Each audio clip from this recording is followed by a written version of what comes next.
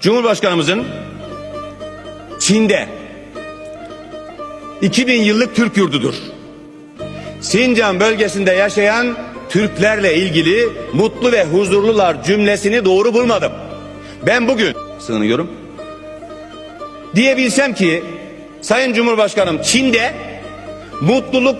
mutlu olduklarına hüsnü şehadet ettiğiniz Türklerin mutluluğu size de nasip olsun desem bedduadır. Onlar kadar mutlu olursunuz inşallah desem mutluluk dileğim bedduadır. Ben Sayın Cumhurbaşkanı'na desem ki inşallah siz de Doğu Türkistan'daki Türkler kadar mutlu olursunuz evladı iyalinizle bedduadır. Ben devletin başına beddua etmekten imtina ediyorum. Çünkü böyle bir şey dersem Tayyip Bey'e şöyle demiş olacağım.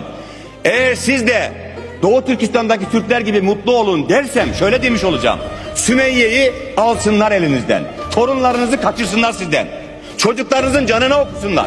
Dininize musallat olsunlar. İbadet haklarınızı gasp etsinler demiş olacağım. Ben böyle bir şey demiş olmaktan imtina ediyorum. Cumhurbaşkanımız da imtina etsin.